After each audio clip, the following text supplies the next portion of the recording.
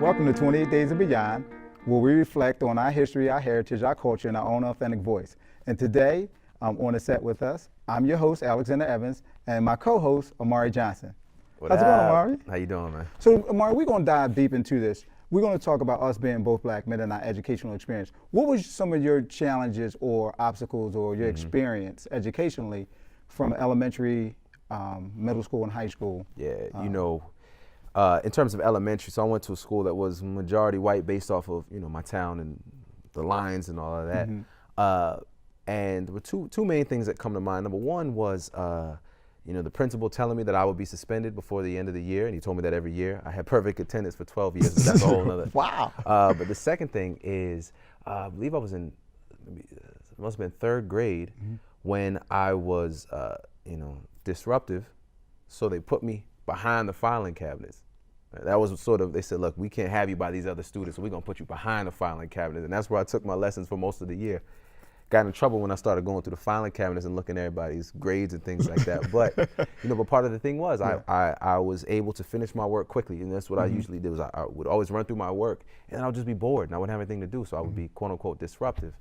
As I grew older and started to get to know other people, who had similar educational experiences, that wasn't an uncommon story, that sort of isolation and that alienation. What about yourself? Well, for me, one of the things that I didn't necessarily deal with that. I was always outspoken. I had a sense of identity from an early age. Plus, I used a lot of humor, and I always had good grades as well. I would always get in trouble because I talked too much. Probably that's why what I'm doing today. Right. But I also felt the affinity for people who, when someone has an active mind or high energy, we get tagged too quickly, and then expectations begin to be set on us, and then we get treated accordingly to what people expect of us. So what you mean by that? So for instance, if I'm talkative, that means they didn't call it ADHD or ADD and all those other kind of things. They just said you're a hyperactive kid. Yeah. Now also what played into that, because I knew back then you would get punished if you behave incorrectly from your parents. Also, teachers had much more authority back then. You could be even disciplined physically by the teacher or the principal at that time. You ain't that old. No, I'm not, but I'm just saying how it went down. That's how it was, Because, and then the other thing that kept me within a certain framework without losing who I was the responsibility, and I'm growing with a single parent. I didn't want to have that kind of impact on my mother because she was already dealing with 7 kids.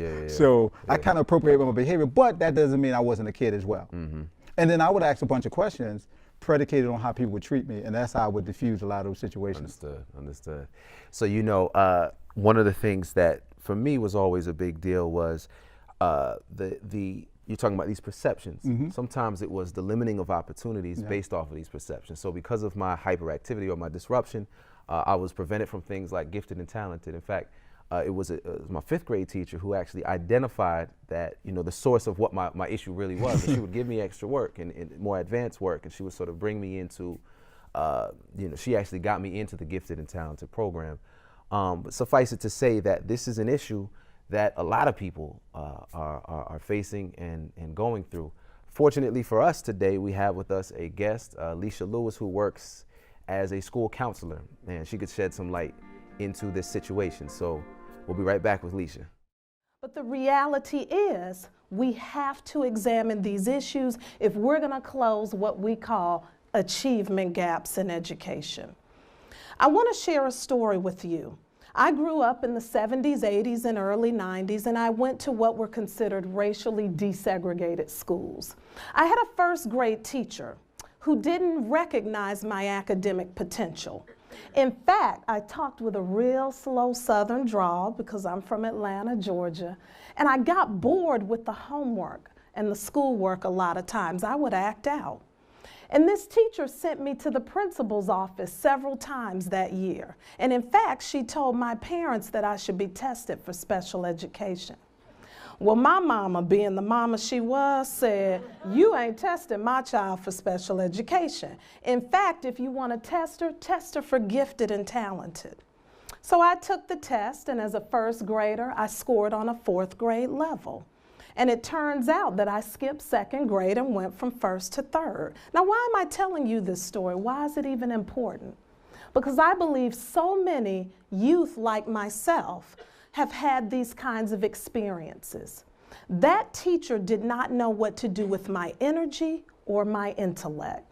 She had labeled me as a child in need of academic remediation when in fact I needed academic challenge.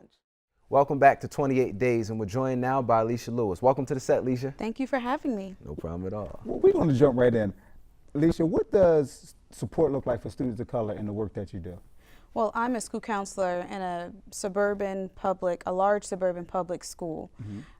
So support for students of color in institutions that are predominantly white may look very different depending on the staff, depending on the philosophy, the strategic plan of the school district. Where I work, I'm particularly passionate about working with underrepresented students. So that might be students of color, low-income families, and students who are first-generation college students. I spend an incredible amount of time outside of my work as a school counselor to support those students. And so because I do that, the support for those students might look very different from another school, for an example, that might not have a person like me in the building. I do believe that people that are passionate like me are in underrepresentation in predominantly white places like where I work, and so the support is lacking. And I think that structurally support is lacking in schools that might be predominantly students of color because organizationally they're lacking. So in your school, what are some of the issues that you notice these students who you work with face, and socially or culturally or psychologically? What are some of the issues that come up? I think you're right on when you mention socially, psychologically, and culturally. I think a lot comes with being one of the only in a classroom, one of the only in the hallways. And so what our students struggle with in particular are their own self-value and worth. And what I found where I work in particular, there's a lack of pride of one's culture. And so that becomes a particular challenge for me in my work with them. I also find that there's this sense of wanting to belong, which isn't uncommon. I work with teenagers, so that's not uncommon anyways. Teenagers are looking to figure out who they are. They're working on their identities. Students of color in particular are at a disadvantage because they're trying to figure themselves out developmentally, but they're also trying to fit in. And while they're trying to fit in, they're losing their culture, their self-value as a student of color in the process. So I see students not engaging. They might not engage in the classroom. They might not speak out as they would at home with their families. They might not be involved in clubs and activities because once again, I'm going to be in a place that is uninteresting to me, or I'm one of the only and I have to be a representation of my culture in these places. I'm finding that this year in particular with the elections, I've had a stronger leadership amongst our students of color. And what I've noticed with them is that while they're fighting to speak up and they're fighting for social justice, they are fatigued. I feel like they are in turmoil all the time. They come to school and they have to speak up about what's happening in our world. They have to speak up against racism. And they're not really focused on what they should be there doing, and that's their academics. And so to me, I spoke with my principal this year and I said, these kids are coming to school and they're in a fight. They're coming into a battle every day, socially and emotionally. They're in a battle.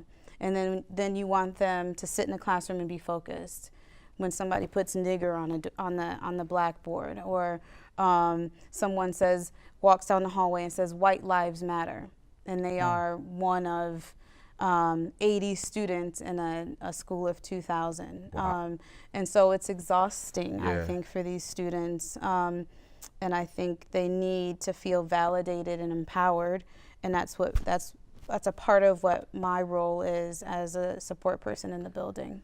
How does a support look, or is it different between the boy or young men and young women, and how they treat it, and also the support that you provide? As far as the needs? As far as the needs is concerned. I think Black males in particular need role models, and I think that's where we're lacking. I'm one of two Black teachers in the building. I'm a school counselor, but then there's a Black teacher out of 100. And I think for Black males, they need role models. They need to see people being successful. They need to see people as a teacher, a person who's saying you need to study, you need to be involved. They need to see that person actually modeling that for them. Whereas the girls, they tend to hear you. If you can sit down and talk with them, and you could have conversations with them. They'll come and they'll vent, and then you can give advice, and they listen to that, and they might take that and they might use that information. Whereas the boys, they need to see the role models in the building to really believe in what you're saying. And so I think where I work in particular, it's a struggle with the African American boys in particular. I find that they don't latch on to the support as well as the girls. Now so this sounds like something, obviously you said that you personalized, you've taken this on as your own personal struggle. Yes. Are there any institutional mechanisms in place that would also offer this support, or is this pretty much something that you've taken on alone? I've taken it on alone with other support people. So I look at it as a grassroots effort that we've created. We've developed a program called Navigate, and some schools do their own thing, but what we're trying to do is organically mentor these students and then provide resources for them, outlets for them in their experience in the high school and looking beyond the high school. And so there have been some efforts before me, but it's been mostly on to support students socially. So it becomes like a social hour for our students. My goal is to empower students, to look at where are they right now, what are their needs, how can we help them achieve not only in this building but beyond. And so we've put together some programming and some resources to wrap around those students. And it's a work in progress. I don't want to say that it's perfect, but it's a work in progress. Our district supports what I do, but I think schools that have been successful with supporting students of color, there are some schools in New York that have been very successful, and success to me looks like students are in the National Honor Society, students are graduating, going to college, and are successful while they're in college. Students feel empowered to take higher level courses. That's what success looks like to me. The achievement gap closes a bit. Well, let's pick up with that when we come back. More with Leashia Lewis, and we'll be going a little deeper. I'm guessing that last night at the dinner table, you weren't talking about white supremacy and whiteness as a cultural norm. And I figured this morning as you were preparing to come here, the topics power, privilege, and oppression weren't on your mind. Now, I'm saying these things jokingly, but the reality is our society has socialized us to not raise critical questions about these topics. And in reality, they exacerbate the racial and socioeconomic inequities that we have in society that then perpetuate themselves in our educational system. Schools never have, nor do they currently prepare adults and young people to learn how to respect each other across cultural differences. Now, I've spent a lot of times in school as a student, a K-12 teacher, a teacher educator, and a researcher. And I've come to realize that racism, along with other forms of oppression, are still a major impediment to the academic underperformance of many students of color and poor students in our country.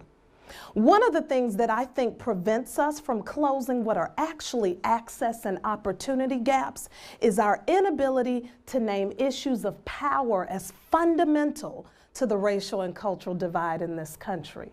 When we begin to examine power as part of the equation, we have a better understanding of how racism, oppression, and issues of cultural bias work to undermine the academic performance of students of color and low-income students. So we're back with Leashia Lewis. Leashia, where we left off, you were talking about the achievement gap. Miss Andrews in that video identifies the root of that being power.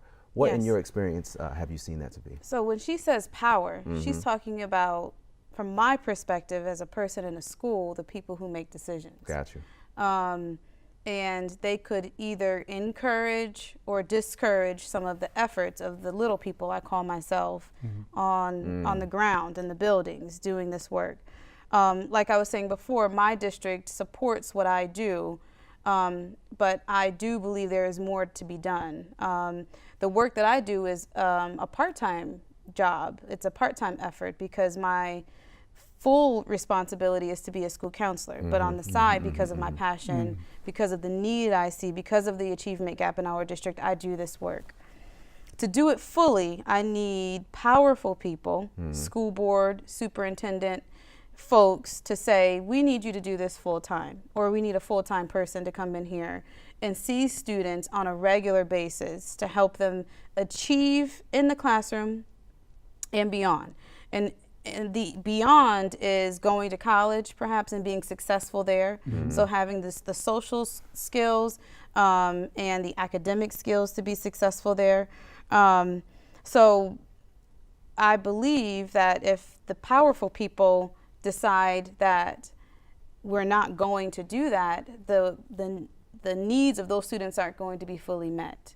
And so then you might continue to see struggle despite your efforts. But let's be clear on this, though, because you said 2 teachers out of 100 Yeah, and 80 students out of 2,000. correct. Does this seem like it would even be worth their while to invest the resources for this small, So relatively small amount? Like, why would they be? I think you make a good point. I think that's an argument that's been made.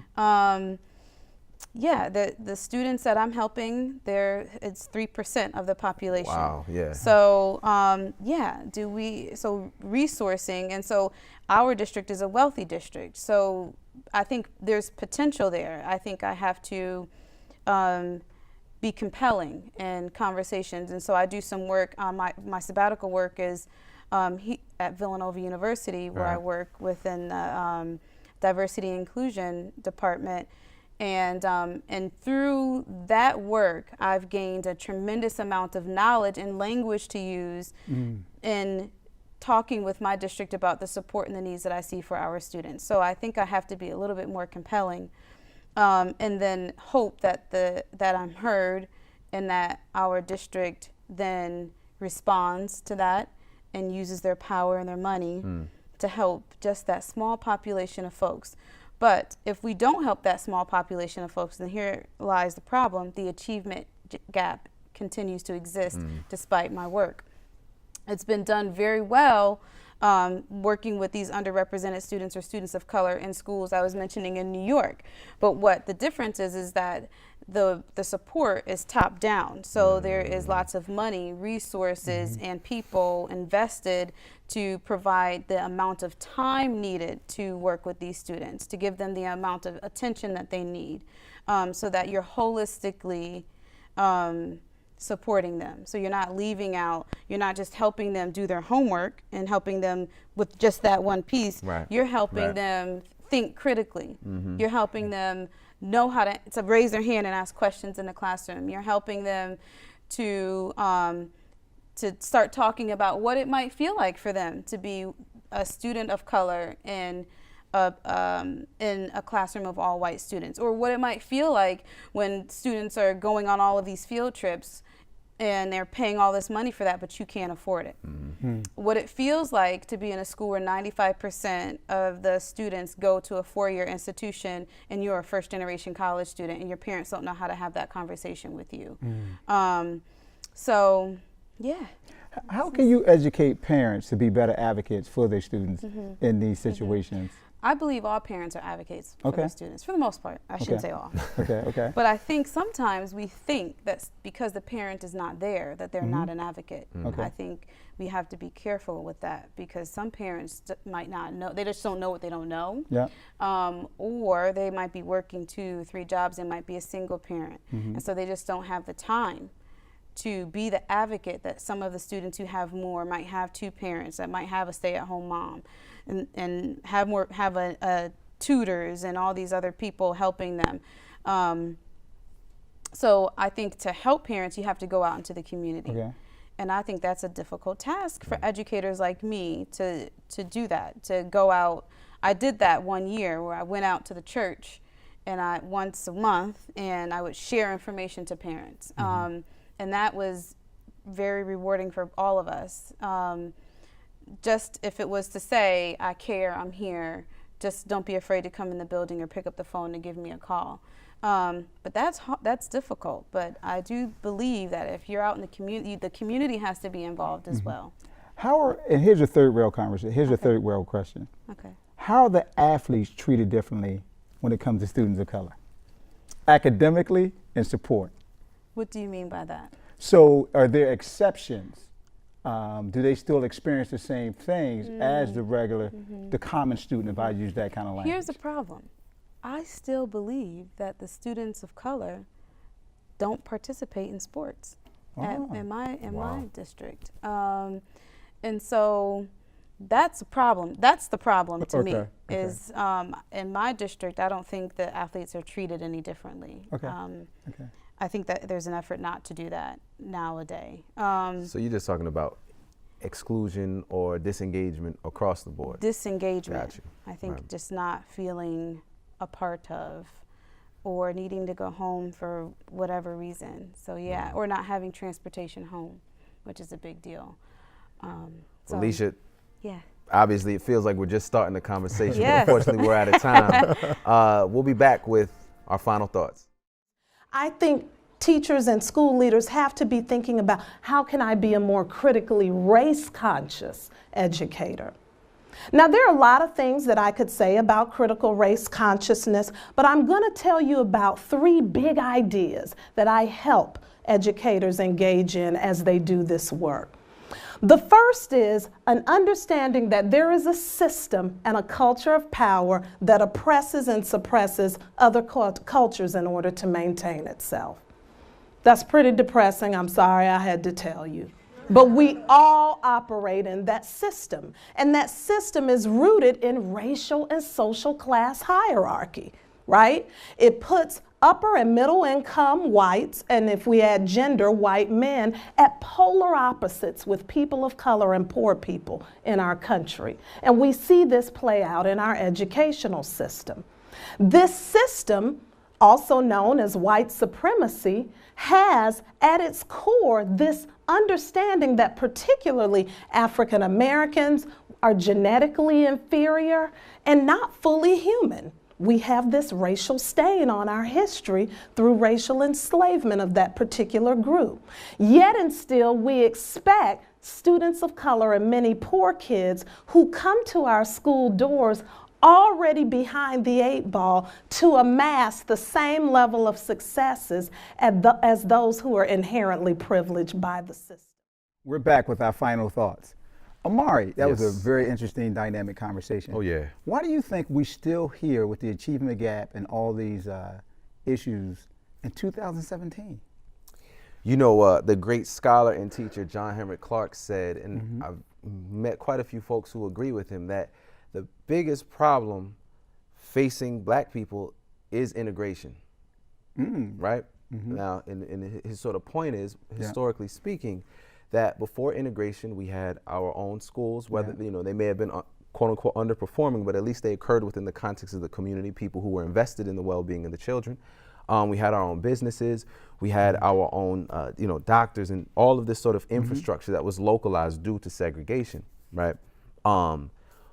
Once integration happened, you had this sort of what they call the brain drain, or the you know, upper middle class folks leaving black neighborhoods to go into white suburbs, or to sort of try and integrate into white society, leaving, basically destabilizing the community, right? I think that part of the reason we're still experiencing this today is because we don't have a centralized power base. Right? I mean, you know, what happens when you're only 80 students in a school of 2,000, you have a very small voice. You know what I mean? What do you think about that, though? I think, you know, I always struggle with this because sometimes you feel guilty when you leave, and Ellis Coates talks about the rage of the middle class. You're not black enough for black folk, and you're too black for white folk. So what I believe is one of the things how we can recapture that is we gotta not forget where we came from. And we can't segmentize ourselves in going to those communities without reaching back. So one of the things that I do, so my son is going to have the suburban educational experience and life experience. But one of the things I do intentionally is take him to a barbershop, 59th and Girard, so he can understand a different culture, that people that look like him. So when he go onto a college campus, he won't see that other individual being black as a foreign object or a foreign experience to him. So I think we have to do intentional things like that. And also when we're in corporate America, we got to have that fair exchange and also not look at each other as strangers, but what are the commonalities that we have, so we can close those kind of gaps that still exist from what Henry Clark has said. That he said, I got you. Yeah, well, this has been another great episode, if I may say so myself, of 28 Days and Beyond, where we reflect on our history, our heritage, and our culture in our own authentic voice. Until next time, peace.